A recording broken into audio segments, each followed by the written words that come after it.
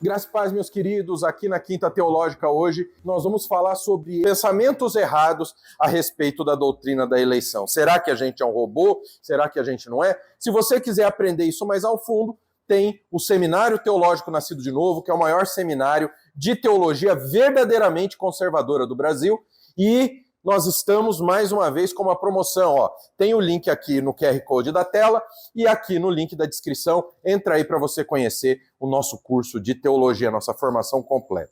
Primeiro, a eleição, ela é fatalista ou ela é mecanicista? É isso que dizem, transforma as pessoas em robôs. Às vezes, os que trazem objeção à doutrina da eleição dizem que ela é fatalista ou que apresenta um sistema que transforma a gente em robô, que transforma o universo num robô. Duas objeções relativamente diferentes estão envolvidas aqui. Por fatalismo, a gente entende um sistema no qual as escolhas e decisões humanas não fazem diferença alguma em nada. No fatalismo, não importa o que a gente vem fazer, que as coisas vão continuar seguindo o curso previamente determinado, por uma força impessoal chamada destino. Então é inútil a gente tentar influenciar o resultado dos acontecimentos ou o resultado da nossa vida, nos esforçando ou fazendo qualquer escolha dos acontecimentos.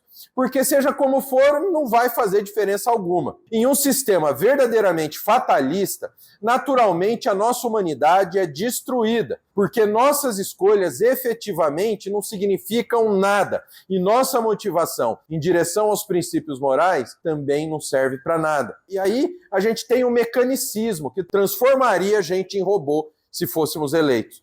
Em um sistema mecanicista, o quadro pintado é de um universo impessoal, no qual o universo funciona de uma maneira mecânica, de modo que os seres humanos mais parecem máquinas ou robôs que respondem a estímulos externos do que pessoas genuínas. São robôs de controle remoto. Nesse sistema, também a personalidade humana genuína ela estaria reduzida ao nível de uma máquina que simplesmente funciona em harmonia com planos pré-determinados e em resposta a causas e influências igualmente predeterminadas. Em contraste com o quadro mecanicista, o Novo Testamento apresenta a realização da nossa salvação como algo realizado por um Deus pessoal, numa relação pessoal com criaturas pessoais, que somos nós. Em amor, Ele, Deus, nos predestinou para sermos adotados como seus filhos, por meio de Jesus Cristo. Efésios 1, 4 e 5. O ato da eleição realizado por Deus não foi nem impessoal, nem mecanicista, mas cheio com amor pessoal por quem Ele escolheu. Além disso, o cuidado pessoal de Deus por suas criaturas, mesmo aquelas que se rebelam contra ele, é visto claramente no apelo de Deus por intermédio de Ezequiel. Tão certo como eu vivo, diz o Senhor Deus, Senhor, não tenho prazer na morte do perverso, mas em que o perverso se converta do seu caminho e viva. Convertei-vos dos vossos maus caminhos, pois porque havei de morrer, ó casa de Israel, Ezequiel 33, 11. Ao falar sobre essa resposta à oferta do Evangelho, as Escrituras não nos vê como criaturas mecânicas ou robôs, mas como pessoas genuínas, criaturas pessoais, que fazem escolhas voluntárias de aceitar ou rejeitar o Evangelho. Jesus convida a todos, vinde a mim, todos os que estáis cansados e sobrecarregados, e eu vos darei descanso, Mateus 11, 28. E a gente lê o convite no fim de Apocalipse, o Espírito e a noiva dizem vem, e aquele que ouve diga vem, aquele que tem sede venha, e quem quiser receba de graça a água da vida, Apocalipse 22, 17. Esse convite e muitos outros muito semelhantes são endereçados a pessoas genuínas, capazes de ouvir o convite e de responder a ele por meio de uma decisão voluntária. Sobre aqueles que não o aceitarão, Jesus destaca claramente a dureza do coração deles e a sua recusa obstinada em vir a ele. Contudo, vos recusais a vir a mim para terdes vida, João 5,40. E Jesus mostra sua tristeza por causa da cidade que o rejeitou. Jerusalém, Jerusalém, a cidade que mata os profetas e apedreja os que foram enviados a ela. Quantas vezes eu quis ajuntar teus filhos,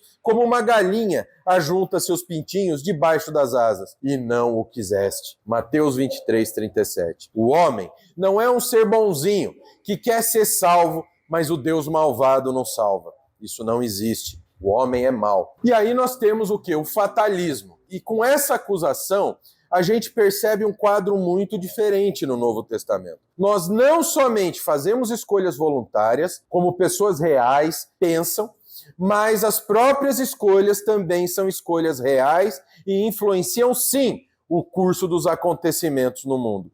Elas influenciam tanto nossa própria vida quanto o destino dos outros.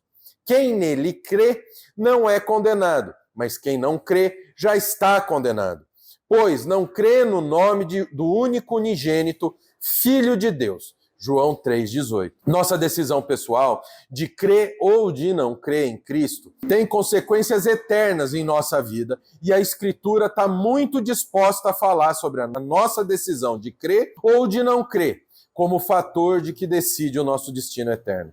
A implicação disso é que a gente precisa pregar o Evangelho, porque o destino eterno das pessoas depende do fato de proclamarmos ou não esse Evangelho. Então, quando certa noite o Senhor falou a Paulo, não temas, mas continua falando e não te cales, pois eu estou contigo, ninguém te atacará para te fazer o mal, pois tenho muitos nessa cidade que são meu povo. Atos 18, 9 e 10.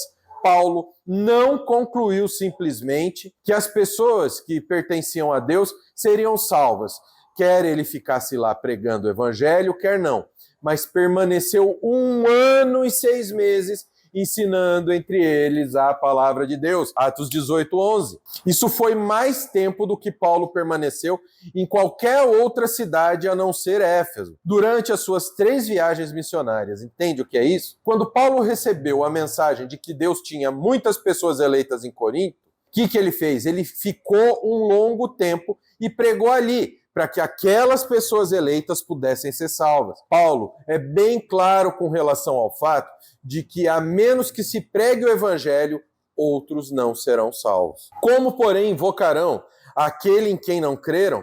E como crerão naquele de quem nada ouviram? E como ouvirão se não há quem pregue? Assim, a fé vem pelo ouvir, e ouvir pela palavra de Cristo. Romanos 10, 14 e 17. Paulo sabia antes de entrar na cidade quem era eleito por Deus para a salvação e quem não era? Não, ele não sabia. Isso é algo que só Deus sabe. Ele não nos mostra antes do tempo. Mas uma vez que as pessoas creem em Cristo, então a gente pode ficar confiante de que Deus havia escolhido essas pessoas previamente para a salvação. Essa é exatamente a conclusão de Paulo em relação aos Tessalonicenses.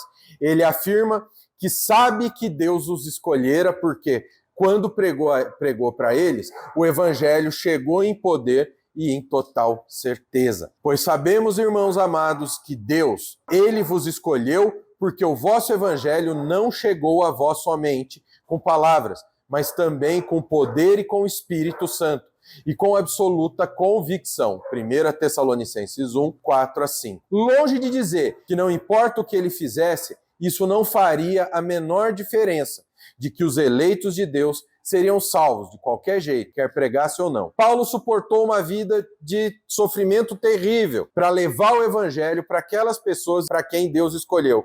No fim, uma vida cheia de sofrimento, ele afirmou: por essa razão, tudo suporto por causa dos eleitos, para que também eles alcancem a salvação que está em Cristo Jesus, como glória eterna. 2 Timóteo 2,10. Então não, nós não somos robôs. A eleição não nos torna robôs, não é fatalista, não. A eleição é uma doutrina bíblica. E isso que eu quero trazer para vocês hoje. Isso que eu quero que vocês entendam. Então espero que vocês tenham gostado. Semana que vem tem mais. Deus abençoe muito sua vida. Fiquem com Deus. Até quinta-feira que vem.